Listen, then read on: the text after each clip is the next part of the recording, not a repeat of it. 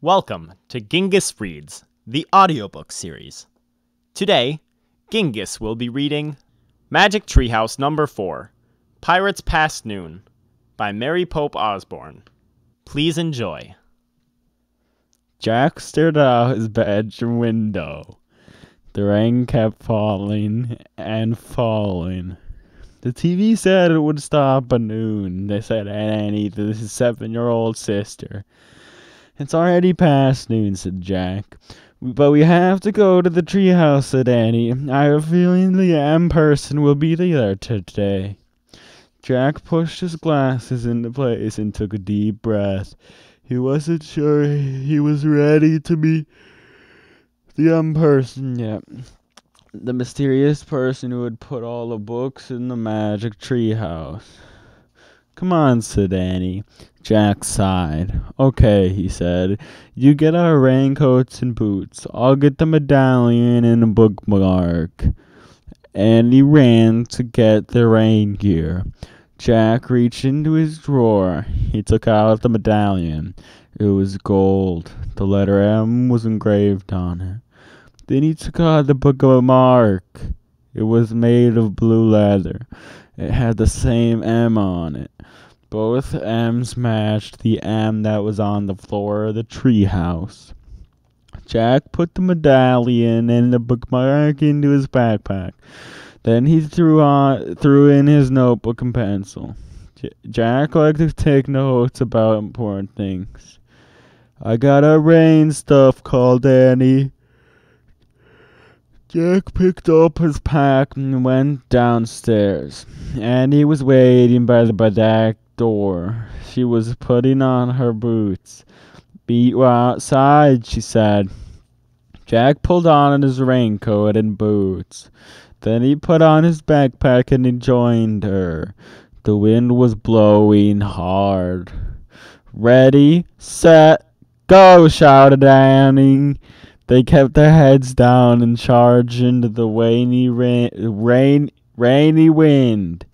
Soon they were in the Frog Creek woods. Tree branches swayed, flinging rainwater everywhere. "Yuck," said Annie. They splashed through puddles until they came to the tallest oak tree in the woods. They looked up. Tucked between two branches was the tree house. It looked dark and lonely against the stormy sky. Hanging from the treehouse was a rope ladder. It was blowing in the wind. Jack thought of all the books up there. He hoped they weren't getting wet. "The M person's been there," said Annie. Jack caught his breath. "How can you tell?" he said. "I can feel it," she whispered. She grabbed the rope ladder and started up. Jack followed. Inside the tree house it was chilly and damp, but the books were dry. They were all neatly stacked along the wall, just the way they had been the day before. Annie picked up a castle book on top of one sack.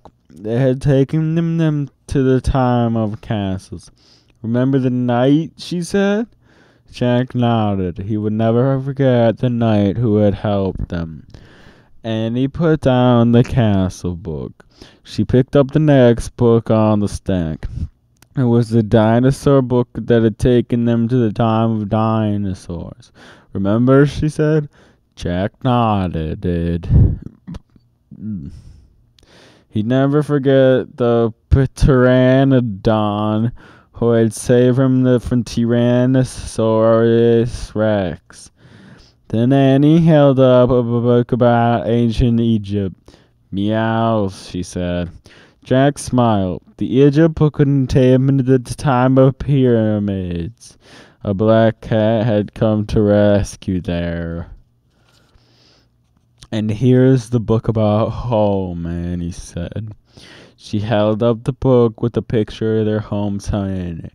Frog Creek, Pennsylvania. Jack smiled again. The Pennsylvania book had brought them back home at the end of each of their adventures. Jack sighed. "Okay." He still had two main questions. Who was the M person who had put all the books here? And did the knight, the pteranodon, and the cat all know the M person? Finally, Jack reached into his backpack, took out the gold medallion and the leather bookmark. He placed them on the floor, right over the spot where the M glowed faintly in the wood. Rain blew into the treehouse. "Brr," said Annie. "It's not very cozy today." Jack agreed with her. It was too wet and cold. "Look," Annie pointed to an open book lying in the corner. "I don't remember a book being open." "Me neither," said Jack. Annie picked up the book. She stared at the picture on the page. "Wow, this place looks great." She showed the picture to Jack. He saw a sunny beach, a big green parrot sitting in a palm tree, and a ship sailing on a blue sea. Another gust of rainy wind blew into the treehouse. Annie pointed to the picture. "I wish we were there instead of here," she said. "Yes," said Jack, "but where is there?" "Too late," came a squawk. Jack and Annie turned quickly. Sitting on a branch outside the window ledge of the treehouse was a green parrot, exactly like the parrot in the picture. "Too late," the parrot squawked again. "A talking parrot," said Annie. "Is your name Polly? Can I call you Polly?" Suddenly the wind started to whistle. "Oh no, we're in big trouble," said Jack. The wind blew harder. The leaves shook. The treehouse started to spin. Faster and faster. Jack squeezed his eyes shut. Then everything was still. Absolutely still. Jack opened his eyes. "Too late," squawked Polly. Jack felt hot sunlight streaming into the tree house. He smelled salt water. He heard the sound of waves. He and Annie looked out the window. The tree house was in a palm tree. Beyond was a bright blue sea. A tall sailing ship was on the horizon. It was just like the picture in the book. "Too late," squawked Polly. "Look." Polly was flying in circles above the tree house. Then she swooped down to the ocean. "Come on, let's follow her. Let's go in the water," said Annie. She took off her raincoat and dropped it on the floor. "Wait, we have to study the book first," said Jack. He started to reach the book, but Annie grabbed it. "You can read it on the beach," she said, without even looking at the cover. She shoved the book into Jack's backpack. He sighed. Actually, the water did look wonderful. "Okay," said Jack. He took off his raincoat, too. "Come on." Andy handed Jack his backpack and started down the ladder. Jack folded the raincoat and put it next to the stack of books. He put on his backpack, then he went down the ladder. As soon as Annie hit the sand, she ran toward the ocean. Jack watched her wade into the water. She was still wearing her rain boots. "Your boots, Annie," called Jack. She shrugged. "They'll dry out," she said. Jack took off his boots and socks. He put them beside his pack. Then he rolled up his jeans and ran across the hot sand into the waves. The water was warm and clear. Jack could see shells and tiny fishes. He shielded his eyes against the sun and peered out at sea. The tall sailing ship seemed a bit closer. "Where's Polly?" said Annie. Jack glanced around. No sign of Polly. Not in the palm trees, not on the sunlit sand, not only the bright blue sea. When Jack looked out at sea again, the ship seemed even closer. Now Jack could see its flag. As he stared at the ship's flag, a wet chill went through him. The flag was black, with a skull and crossbones. Oh man, he breathed. He stared out at the water. What's wrong? Said Annie. She splashed after him. Jack ran to his backpack, and he followed. He grabbed the book from his backpack. He looked at the cover. For the first time, he read the title of the book. Yikes, said Annie. Pirates of the Caribbean, said Jack, read aloud. We've come to the time of pirates, Jack said. Pirates? Squeaked Annie, like in Peter Pan. Jack flipped to the picture that showed the parrot, the sea, and then the ship. He read the caption under the picture. 300 years ago, pirates raided Spanish treasure ships in the Caribbean Sea. He grabbed the notebook and pencil from his pack. He wrote, Pirates in the Caribbean. He turned to the next page. There was a picture of a pirate flag. He read, the skull and crossbones flag was called the Jolly Roger. Let's go, said Annie. Wait, said Jack. I want to make a drawing of the flag. He propped the pirate book in the sand. He started drawing the Jolly Roger flag. Don't copy the picture in the book, said Annie.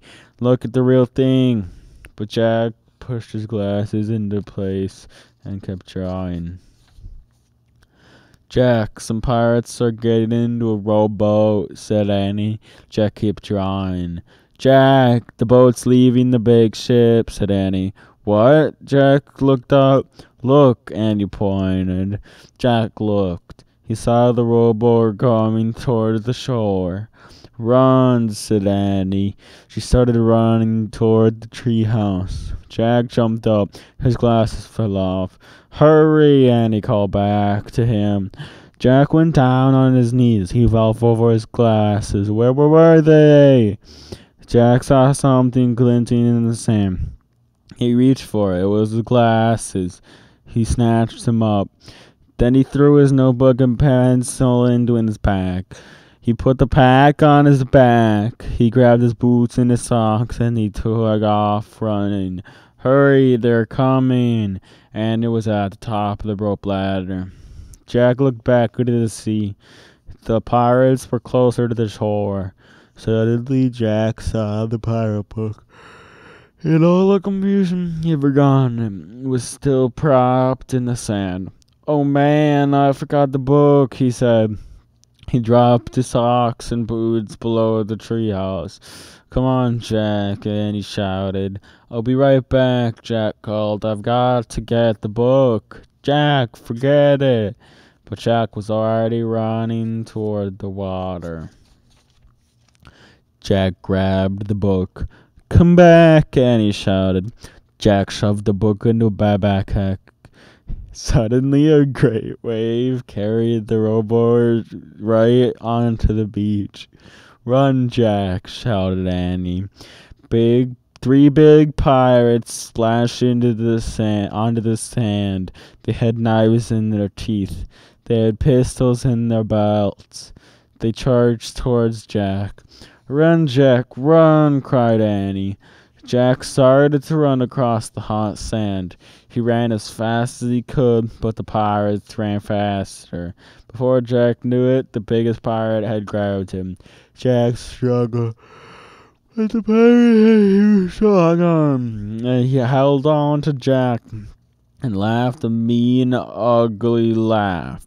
He had a shaggy black beard. A patch covered one eye. Jack heard Annie yelling. He saw her coming down the rope ladder. Stay where you are, Jack shouted. But Annie kept coming. Leave him alone, you bully, she cried. The other two pirates laughed meanly. They were dirty and ragged, and he charged up to the biggest pirate. "Let him go," she said. She hit the pirate with her fist and kicked him. But the pirate just growled. Then he grabbed her, too, and with his giant hands he held Jack and Annie as if they were together. "No one escapes Cap and Bones," he roared. His breath was terrible. "Let's go!" and he shouted into his face. But Cap and Bones just smiled. All his teeth were black. And he fell silent. Cap and Bones laughed loudly. Then he turned to the other two. "Find out what's in their house, you dogs," he said. "Aye, aye, Cap'n," they answered, and they started up the ladder to the treehouse. "What do you spy, Pinky?" shouted Cap and Bones. "Books, Cap'n," Pinky shouted down. "Ugh, books," growled Cap and Bones. He spit on the sand. "I want your gold, you dogs." "Dogs are nicer than you guys," said Annie. "Shh," said Jack. "What about you, Stinky?" Cap'n Bones roared. "Just books, Cap'n," shouted Stinky. "Ah, books," said Cap'n Bones. He spit on the sand again. "I hate books. Keep looking, dogs. Find me something good." Cap'n Bones grabbed Jack's backpack. "What's in here?" he said. "Nothing." Jack quickly opened the backpack. "Just paper, a pencil, a book." "Another book!" roared Cap'n Bones. "That's vile booty." A gleeful shriek pierced the air. Cap'n Bones froze. "What's that?" he shouted. "Look, Cap'n, look!" Pinky leaned out of the treehouse windows. He held the medallion. It glimmered in the sunlight. "Oh, brother," thought Jack. "Throw it down!" cried Cap'n Jones. "It's not yours!" shouted Annie. Cap'n Bones dropped Jack and Annie. He caught the medallion as it fell. "Gold, gold, gold!" he cried. Cap'n Bones threw back his head and laughed horribly. He grabbed two of his pistols. He shot them into the air. Pinky and Stinky howled like wolves. Jack and Annie watched in horror. The gold-greedy pirates seemed to have lost their minds. Jack nudged Annie. Together they started to back slowly away from the pirates towards the treehouse. "Halt!" Cap'n Bones shouted. He aimed his pistols at them. "Not another step, lubbers." Jack and Annie froze. Cap'n Bones grinned his black-toothed grin. "Tell old Bones where the rest is," he growled, "or prepare to meet thy doom." What rest?" said Annie. "The rest of the treasure," roared Cap'n Bones. "I know it's on this island. I have a map." He reached into a belt pouch and pulled out a torn piece of paper. He waved it at Jack and Annie. "Is that a treasure map?" asked Jack. "Aye, it's the map telling about kids' treasure." "Which kid's treasure?" "Not us kids," said Annie. "We don't know anything about kids' treasure." "Why don't you read the map?" said Jack. "You read it." Cap'n Bones shoved the map in Jack's face. Jack stared at the strange marks in the paper. "What does it mean?" asked Jack. "What does what mean?" asked Cap'n Bones. "Those words." Jack pointed at the words at the bottom of the map. "Well, it means—" Cap'n Bones' good eyes squinting at the writing. He frowned. He coughed. He rubbed his nose. "Aw, leave him alone," Pinky growled at Jack. "You know he can't read," said Stinky. "Shut up," Cap'n Bones roared at his men. "Jack and I can read," Andy piped up. "Shh," said Jack. Cap'n, make 'em read the map, said Stinky. Cap'n Bones gave Jack and Annie a dark look. Read it, he growled. Then will you let us go, said Jack. The pirate squinted his good eye. Aye, lubber. When the treasure's in me hands, I'll let you go. Okay, said Jack. I'll read it to you. He looked at the map. It said, the gold doth lie beneath the whale's eye. Huh? Cap'n Bones scowled. What's that supposed to mean, lubber? Jack shrugged. Hang it. Take 'em back to the ship, shouted Captain Bones. They can rot there till they're ready to tell us how to find Kid's treasure. Jack and Annie were tossed onto the rowboat. Waves splashed the sides. The sky ahead was dark with thunderclouds. A strong wind had started to blow. Row, dogs, row, said Captain Bones. Pinky and Stinky began rowing toward the big ship.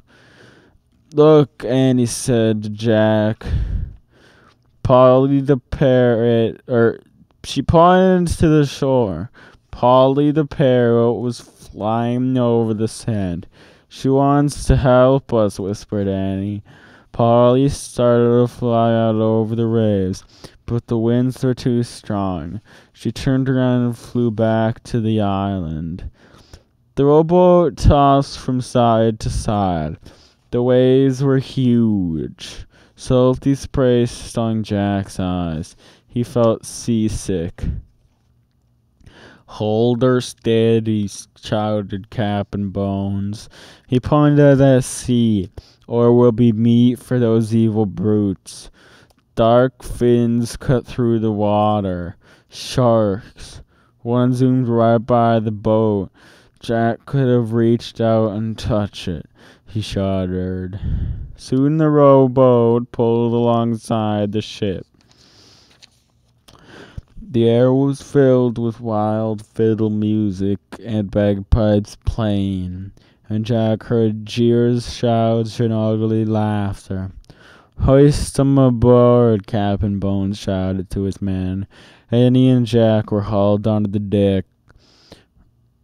The ship creaked and moaned, rolled from side to side. Ropes flapped and snapped in the wild wind. Everywhere they looked, Jack and Annie saw pirates. Some were dancing, some were drinking, many were fighting with swords or with their fists. Lock 'em in my cabin, Cap'n Bones ordered. A couple of pirates grabbed Jack and Annie and threw them in the ship's cabin, then locked the door. The air inside the cabin was damp and sour-smelling. Shafts of gray light came through a small round window. Oh man, said Jack.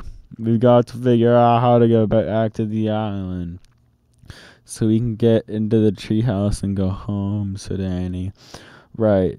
Jack suddenly felt tired. How would they ever get out of this mess? We better examine the book, he said.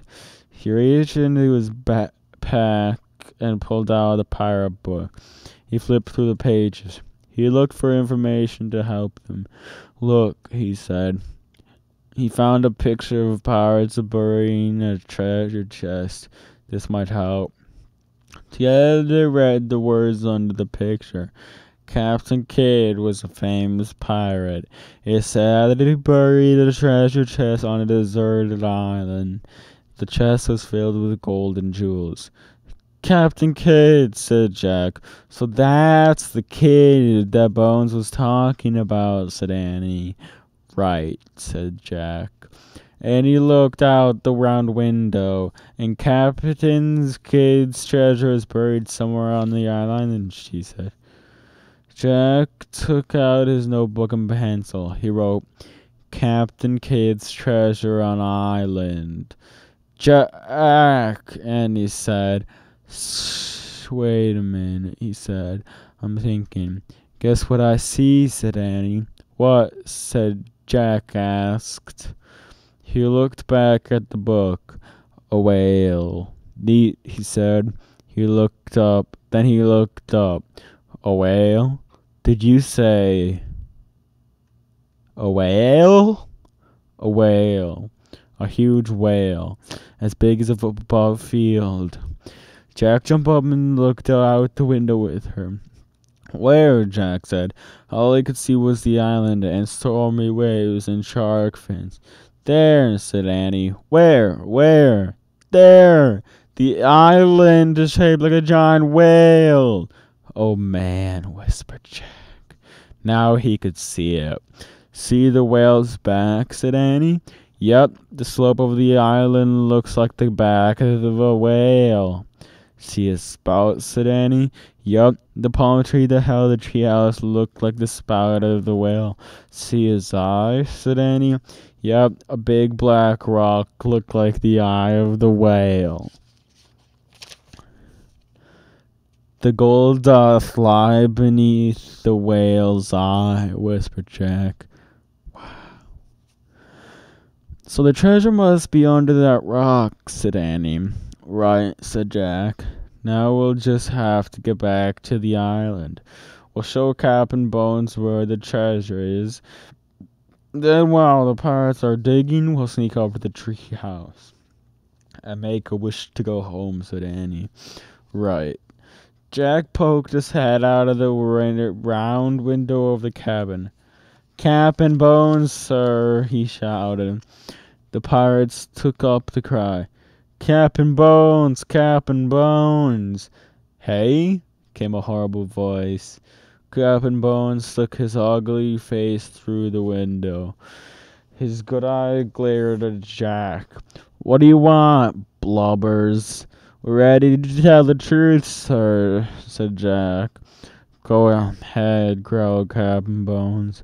We know where Captain Kidd's treasure is.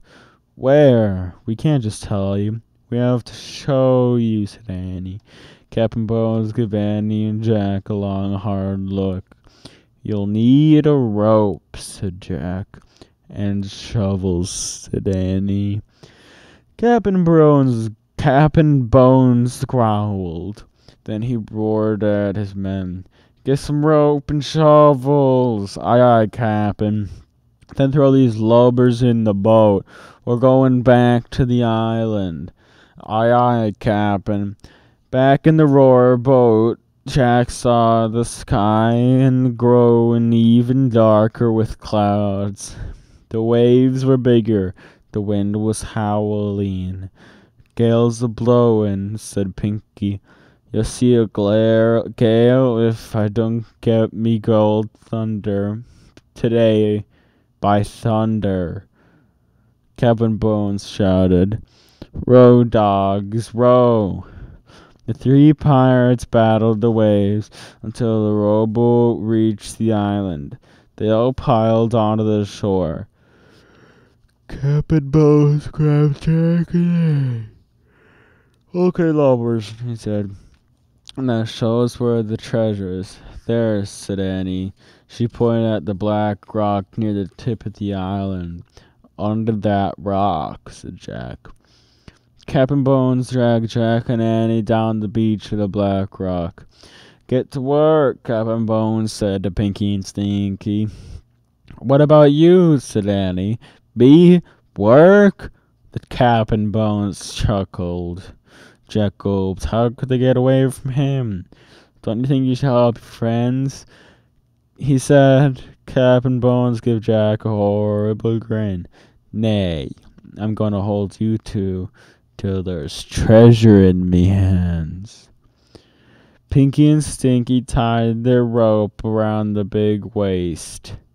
Pinky and Stinky tied the rope around the big rock. The wind howled. The two pirates pulled and pulled and pulled. They need help, said Jack. Ugh, let the dogs do the work, growled Captain Bones. You're not very nice to them, said Annie. Who cares, roared Captain Bones. Captain, we got it, shouted Pinky. They started pulling the rock across the sand. "Now let's dig where the rock was," said Jack. "All of us." But Captain Bones ignored his suggestion. "Dig, you dogs," he shouted. Pinky and Stinky started to dig. The wind blew even harder. There was going to be a thunderstorm. "Ow! I got sand in me eyes," Pinky whined. "Ow! Me back hurts," Stinky cried. "Dig!" shouted Captain Bones. He held Jack and Annie with one hand. With the other, he pulled out the gold medallion. He tossed it at the two pirates. It fell into the hole. "Dig for more of these, you swine," he said. "Squawk!" "Look," Annie said. Polly was back. She was circling above them. "Go back," she squawked. Stinky and Pinky looked up at the parrot. They scowled. "Dig!" shouted Captain Bones. "A big storm is coming, Captain," said Pinky. "Go back," said Polly. "The birds and old man, Captain," shouted Stinky. "Dig, you dogs," cried Captain Bones. "Go back," squawked Polly. "The birds warning us," shouted Pinky. "We've got to get to the ship before it's too late." The two pirates threw down their shovels. They started running toward the rowboat. "Mutineers, come back!" shouted Captain Bones. He dragged Jack and Annie down the beach as he ran after his men. "Stop!" But the pirates kept running. They got to the rowboat and pushed it into the sea. "Wait!" cried Captain Bones. Pinky and Stinky jumped into the boat. They started rowing. "Wait!" Captain Bones let go of Jack and Annie. He ran into the water. "Wait, you dogs!" He hauled himself into the rowboat. There the three pirates disappeared into the spray of the waves. "Go back," squawked Polly. "She means us," said Annie. Just then the storm broke over the island. The wind howled. Rain fell in buckets. "Let's go," cried Annie. "Wait, I have to get the medallion," shouted Jack. He ran to the hole dug by the pirates. He looked down in it. Even in the dreary light, the medallion was shining. Big, fat raindrops were falling into the hole, washing away the sand. Jack saw a patch of wood. Then the rain cleared away more sand, and Jack saw the top of an old trunk. He stared. Was it Captain Kidd's treasure chest? "Hurry, Jack!" cried Annie. She was halfway up the treehouse ladder. I found it!" cried Jack. "I found the treasure chest!" "Forget the treasure chest," said Annie. "We have to go now. The storm's getting worse." Jack kept staring at the chest. Was there gold inside? Silver? Precious gems? "Come on!" Now Annie was shouting from the treehouse window. But Jack couldn't tear himself away. He brushed the rest of the muddy sand off his chest. "Jack, forget the treasure chest," cried Annie. "Let's go." "Go back," squawked Polly. Jack looked at the parrot. She was perched on the black rock. He stared into her wise eyes. He thought he knew her from somewhere else. "Go back, Jack." She sounded like a person. Okay, it was definitely time to go. Jack took one last look at the treasure chest. He clutched the gold medallion. Then he took off, running toward the treehouse. His socks and rain boots were still there. He quickly put the boots on. He shoved the socks into his backpack. The rope ladder was dancing wildly in the wind. Jack grabbed it. The ladder swayed as Jack climbed. He was tossed this way and that, but he held on tight. At last he pulled himself into the tree house. "Let's go," he cried, and he was already holding the Pennsylvania book. She pointed to the picture of Frog Creek. "I wish we could go there," she shouted. The wind was already blowing hard, but now it blew even harder. The treehouse started to spin. It spun faster and faster. Then everything was still. Absolutely still. Drip, drip. Jack opened his eyes. Rain was dripping from the leaves of the tree. They were back in Frog Creek. The rain was softer, the wind was gentler, the air was sweeter. "Oh man," Jack sighed. "That was close." He was still holding the gold medallion. "Polly's gone," said Annie sadly. "I was hoping she might come back with us." "No magic creature has ever come back with us," said Jack. He pulled off his backpack. It was damp with rain and salt water. Jack took out the power book. He put it on a stack of books. On top of the dinosaur book, and the night book, and the mummy book. Then Jack put the gold medallion beside the bookmark with letter M. Next he went down onto his knees and ran his finger over the shimmering M on the floor. "We didn't find any M's on this trip," he said. "Or the M person," said Annie. "Squawk! Polly!" Annie cried. The parrot swooshed into the treehouse. She perched on the stack of books. Polly looked straight at Jack. What are you doing here?" he asked her. Slowly, Polly raised her bright green wings. They grew bigger and bigger until they spread out like a huge green cape. Then, in a great swirl of colors, and a bowl of feathers and light, in a flapping and stretching and screeches, and a new being took shape. Polly was not a parrot any longer. In her place was an old woman, a beautiful old woman with long white hair and piercing eyes. She wore a green feathered cape. She perched on the stack of books, and she was very calm and very still. Neither Jack nor Annie could speak. They were too amazed. "Hello, Jack. Hello, Annie," the old woman said. "My name is Morgan Le Fay." Annie found her voice first. "The M person," she whispered. "Yes, I am the M person," said Morgan. Where are you from?" asked Jack. "Have you heard of King Arthur?" said Morgan. Jack nodded. "Well, I am King Arthur's sister," said Morgan. "You're from Camelot," said Jack. "I've read about Camelot." "What did you read about me, Jack?" said Morgan. You're a witch." Morgan smiled. "You can't believe everything you read, Jack." "But are you a magician?" said Annie. "Most call me an enchantress, but I'm also a librarian," said Morgan. "A librarian?" said Annie. "Yes, and I've come to the 20th century, your time, to collect books. You are lucky to be born in a time with so many books." "For the Camelot Library?" asked Jack. "Precisely," said Morgan.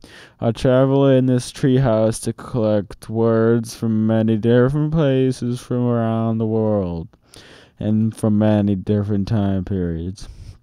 "Did you find books here?" "Oh, yes," said Jack. "Oh, yes, many wonderful books. I want to borrow them for our scribes to copy. Did you put all the bookmarks in them? Said Jack. Yes. You see, I like the pictures in the books. Sometimes I want to picture the scenes in the pictures. So all the bookmarks mark pages as I wish to go. How do you get there? Asked Danny. I placed a spell on the treehouse, said Morgan. So when I point to a picture and make the wish, the treehouse takes me there. I think you dropped this in dinosaur times, said Jack. He handed the gold medallion to Morgan. Oh, thank you. I wondered where I'd lost it, she said. She put the medallion into a hidden pocket in her cape. So can anybody work the spell? Asked Danny. Anybody who tries it? Oh dear, no. Not just anybody, Morgan said. You two are the only ones beside me to do it. No one else has ever seen my treehouse before. Is it invisible? Asked Danny. Yes, said Morgan. I had no idea it would ever be discovered. But then you two came along. Somehow you looked hooked right on to my magic. How? Asked Jack. Well, for two reasons, I think, explained Morgan. First, Annie believes in magic, so she actually saw the treehouse, and her beliefs helped you to see it, Jack. Oh man, said Jack. Then you picked up a book, Jack, and because you loved the book so much, you caused my magic spell to work. Wow, said Annie. You can't imagine my dismay when you started to take off our dinosaur times. I had to make a very, very quick decision, and I decided to come along. Oh, so you were the pteranodon, said Annie. Morgan smiled. And the cat and the knight and Polly, said Annie. Yes, said Morgan softly. You were all these things to help us? Asked Jack. Yes, but I must go home now. The people in Camelot need my help. You're leaving? Whispered Jack. I'm afraid I must, said Morgan. She picked up Jack's backpack and handed it to him. Jack and Annie picked up their raincoats. It had stopped raining. You won't forget us, will you? Asked Annie as they put their raincoats on. Never, said Morgan. She smiled at both of them. You remind me too much of myself. You love the impossible, Annie, and you love knowledge, Jack. What better combination is there? Morgan the Fay touched Annie's forehead gently, and then Jack's. She smiled. Goodbye, she said. Goodbye, said Annie and Jack. Annie left the treehouse first. Jack followed. They climbed down the rope ladder for the last time. They looked below the oak tree and looked up. Morgan was looking out the window. Her long white hair blew in the breeze. Suddenly the wind began to blow. The leaves began to shake. A loud whistling sound filled the air. Jack covered his ears and squeezed his eyes shut. Then everything was silent. Absolutely silent. Jack opened his eyes. The treehouse was gone. All gone. Absolutely gone.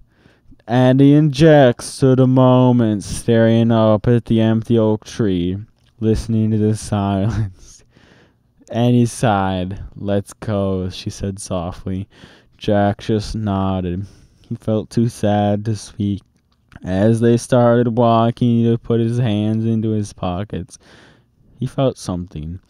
Jack pulled out the gold medallion. Look, he said. How did... Andy smiled. Morgan must have put it there, she said. But how? Magic, said Annie. I think it means she'll be coming back. Jack smiled. He clutched the medallion as he and Annie took off through the wet, sunny woods. As they walked, the sun shined through all the woods, and all the wet leaves sparkled. Everything, in fact, was shining. Leaves, branches, puddles, bushes, grass, vines, wildflowers all glittered like jewels, or gleamed like gold. Annie had been right, thought Jack. Forget the treasure chest. They had treasure at home, a ton of it, everywhere. The end.